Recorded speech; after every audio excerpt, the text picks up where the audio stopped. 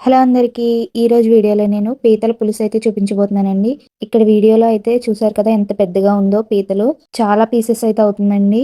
అలాగే ప్రాన్స్ కూడా చూసారా ఎంత పెద్ద సైజు ఉందో. పీతలు ఎలా క్లీన్ చేయాలో నేను ఆల్రెడీ లాస్ట్ వీడియోలో చెప్పాను. కావాలంటే ఒకసారి ఛానల్‌ని విజిట్ చేయండి. సో, ప్రాసెస్‌లోకి వెళ్ళిపోతే ఫస్ట్ అయితే ఆయిల్ వేసి, తర్వాత పచ్చిమిర్చి అలాగే ఆనియన్స్ కూడా వేసుకోవాలండి.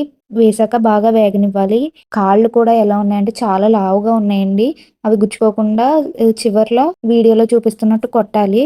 అప్పుడైతే మనకి అవి తిన్నప్పుడు గుచ్చుకోకుండా ఉంటాయండి. తర్వాత ఆనియన్స్ అలాగే పచ్చిమిర్చి బాగా వేగాక వంకాయలు కూడా వేసుకోవాలండి. నేను ఆల్రెడీ చెప్పాను కదా!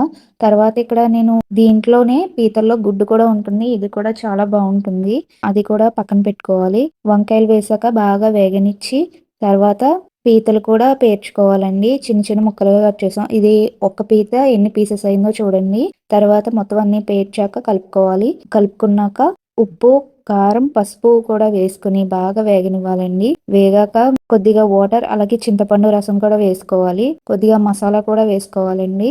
దీంట్లోనే మనం పక్కన పెట్టుకున్నాం కదా పీతల గుడ్డు అది కూడా వేసేసుకోవాలండి ఈ స్టేజ్‌లోనే. వేసి అలాగే ఫైనల్‌గా కొత్తిమీర వేసి బాగా ఉడకనివ్వాలి. ఉడికాక వేడి వేడి అన్నంతో తింటే ఆ టేస్ట్ చాలా బావుంటుంది. మీకు కూడా కావాలంటే తప్పకుండా ట్రై చేయండి. రెసిపీ ఎలా వచ్చిందో కామెంట్ చేయడం మాత్రం మర్చిపోకండి. అలాగే నా ఛానల్‌ని సబ్స్క్రైబ్ చేసుకోండి.